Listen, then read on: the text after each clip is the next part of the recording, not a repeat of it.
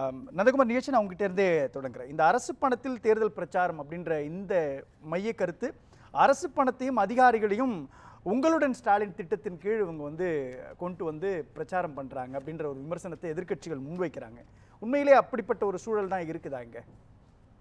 இது இந்த திட்டத்தை பற்றி பார்க்கும்போது இப்போ அவங்க உங்களுடன் இதில் சொல்லும்போது அவங்க என்ன சொல்கிறாங்கன்னா, எந்த ஒரு பெட்டிஷனாக இருந்தாலும் கொடுங்க.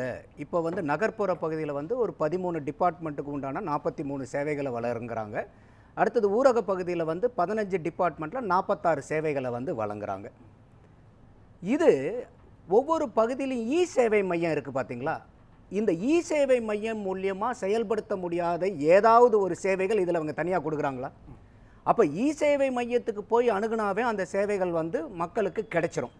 அப்புறம் எதுக்கு இந்த தேவையில்லாத ஒரு ஆடம்பரமான ஒரு கேம்ப் அப்படிங்கிற கேள்வி எழக்கூடியது ரொம்பவே நியாயமானது. இப்போ இந்த கேம்பில் அவங்க என்ன சொல்கிறாங்கன்னா, நீங்கள் எந்த விதமான விஷயமா இருந்தாலும் நீங்கள் பெட்டிஷன் கொடுங்க, 45 நாளில் நாங்கள் உங்களுக்கு சொல்யூஷன் கொடுத்துருவோம், தீர்க்கப்பட்டுரும் அப்படின்றாங்க. அப்போ 45 நாளில் மக்களுடைய பிரச்சனையை தீர்க்கக்கூடிய வல்லமையும் ஆற்றலும் பேராற்றலும் இந்த அரசாங்கத்துக்கு இருக்கிறது உண்மைன்னா, 4 வருஷமா நீங்க என்ன பண்ணிட்டு இருந்தீங்கிற இந்த கேள்வி வைக்க வேண்டிய கட்டாயத்துக்கு வருது. அதன் மேலெல்லாம் விமர்சனம் கிடையாது, அது இருக்கலாம், அரசியல் களத்தில் பேசப்படலாம். ஆனா அரசு பணத்தை எடுத்து உங்களுடன் ஸ்டாலின் திட்டத்துக்கு பயன்படுத்துறாங்க அப்படின்ற முறைகேடு இருக்குல்ல, அப்படின்ற விமர்சனம். இப்ப அதைத்தான் சொல்ல வரேன். இன்னைக்கு இந்த இ சேவை மையத்திலேயே இன்னைக்கு ஏற்கனவே இருக்குது, செட்டப் பூரா இருக்குது. அப்ப இதையெல்லாம் விட்டுட்டு இன்னைக்கு கேம்புங்கிறது எத்தனை கேம்ப்ஸ் இருக்கு? இப்ப கேம்ப்னா அது எக்ஸ்ட்ரா ஆக்டிவிட்டி. இன்றைக்கி நீங்கள் ஆஃபீஸர்கள் பூரா நீங்கள் ஃபீல்டுக்கு போகணுன்னா அந்த ஃபீல்டுக்கு உண்டான அவங்களுக்கு உண்டான டிரான்ஸ்போர்ட் படி, வண்டி வாகனத்துக்கு உண்டான செலவு, எவ்வளவோ காசுகள் இன்றைக்கி காசு செலவு இல்லாமல் இந்த ஆக்டிவிட்டியோ இந்த கேம்போ நடக்காது. அப்போ இந்த மாதிரி போகும்போது இது அரசாங்க பணம் செலவாகலையா? கட்டாயமாக செலவாகுது. அப்போ இந்த 45 நாளில் தீர்க்கக்கூடிய பிரச்சனைகளை 4 வருஷமாக தீர்க்காமல் கடைசீட்டில் இதுக்காகவே வச்சுருந்து நீங்கள் தீர்க்கும் போது தேவையில்லாத அந்த பணத்தை ஏன் நீங்கள் போய் செலவு பண்ணுறீங்கிற கேள்வி நியாயமான கேள்வியாக தானே இருக்குது. அப்போ இதில் இன்னைக்கு கூட என்னன்னாக்கா அவங்க சொல்லக்கூடியதில் இருக்கக்கூடிய பெட்டிஷனில் 60% மேலே பெட்டிஷன் எதுக்கு வந்திருக்குன்னா, இந்த மகளிர் உரிமை தொகைக்காக வந்திருக்குது. மற்ற பிரச்சனைகள்லாம் கம்மியாக தான் இருக்குது, மீதி 40% தான் அது. அப்போ இந்த கேம்புக்கு மக்களை வர வைக்கணும்னா இந்த மகளிர் உரிமை தொகையை நீங்கள் வேறு எங்கேயும் போய் கொடுத்தாலும் இப்போ அக்செப்ட் பண்ண மாட்டேன்ட்டாங்க. இந்த கேம்பில் மட்டும்தான் மகளிர் உரிமை தொகைக்கான நீங்கள் பெட்டிஷன் கொடுக்கலாம், அப்ளிகேஷன்ஸ் கொடுக்கலாம். அப்போ இது ஃபோர்சிபிளாக மக்களை இந்த சேவைக்கு மையத்துக்கு அதாவது இந்த கேம்புக்கு வர வைக்கிறதுக்கு இது ஒரு இதாக எடுக்கிறாங்க. அடுத்தது, நான் பல நாளாகவே சொல்லிட்டு இருக்கேன், இந்த மகளிருக்கு உண்டான நிதி திட்டத்தை இவங்க சரியான முறையில் இந்த திட்டமே கிடையாது. இப்போ இந்த பிரச்சனை இந்த ப்ரோக்ராமை லான்ச் பண்ணது கடலூரில் லான்ச் பண்ணுறார். அந்த கடலூரில் லான்ச் பண்ணிட்டு ஒரு அனௌன்ஸ்மெண்ட்டும் கொடுக்குறார். இந்த பகுதியில் பார்த்தீங்கன்னா காலனி நம்ம ஒரு தோல் இல்லாத காலனி உற்பத்தி செய்யக்கூடிய ஒரு தொழிற்சாலை அங்கே உருவாக்க போகிறோம். 75 கோடி செலவில் உருவாக்க போகிறோம். 12,000 பேர்த்துக்கு வேலை வாய்ப்பு கிடைக்கும், மகளிருக்கு இந்த வேலை வாய்ப்பு கொடுக்க போகிறோன்னு. இது நான் பல நாளாக சொல்லிக்கிட்டு இருந்தது. இந்த 1000 ரூபாய் கொடுக்கறதுக்கு பதில் அந்த 1000 ரூபாயை செலவு பண்ணி வேலை வாய்ப்பை உண்டு பண்ணி அந்த வேலை வாய்ப்பை பெண்களுக்கு மட்டும் வேலை கொடுங்கன்னு நான் பல நேர்காணல்களில் நான் பல விவாதத்துங்களை சொல்லியிருக்கேன். அட்லீஸ்ட் இது இன்றைக்கி முதல்வர் அவர்கள் காதுக்கு போயிட்டு இது இன்றைக்கி செயலாக்கிறத பார்க்க முடிஞ்சுது.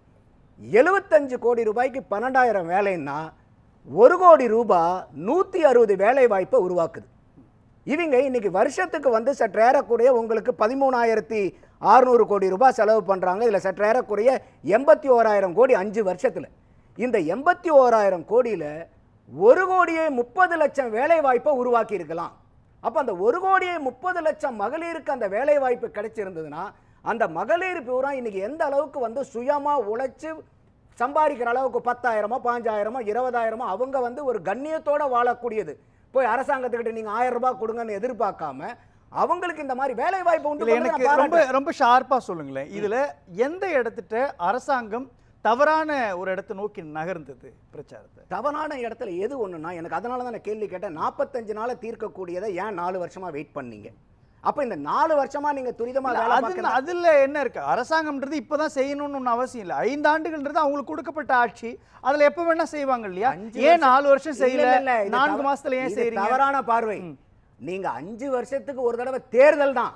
அரசாங்கம் ஒவ்வொரு நாளும் செயல்படணும், ஒவ்வொரு நாளும் மக்களுக்குரிய தீர்வு இல்ல. அவங்க வேற ஏதாவது செஞ்சிட்டு இருப்பாங்களே, இதுதான் செய்யணும்னு அரசாங்கத்தை.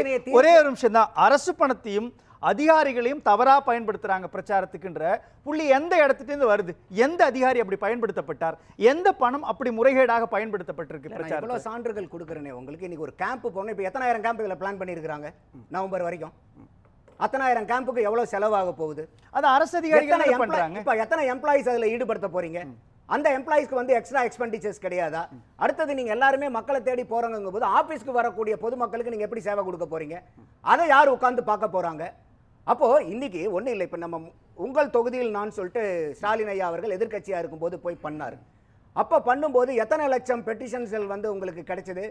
4,53,000 சில்லற வந்துச்சு.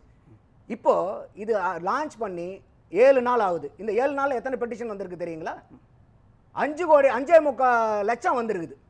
அப்போ நீங்க அத்தனை நாள் சுற்றுப்பயணம் பண்ணி மக்கள் கிட்ட போய் குறை கேட்கும் போது கிடைச்சது மொத்தம் 4,53,000 பெட்டிஷனு.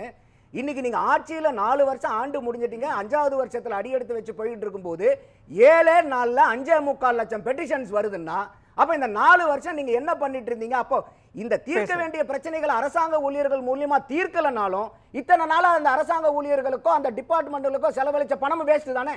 அப்ப அங்கேயும் வேஸ்ட், இப்ப போய் நடத்தக்கூடிய கேம்ப்லயும் வேஸ்ட்ங்கும் போது இது டபுள் வேஸ்டேஜா மாறுது இல்லையா?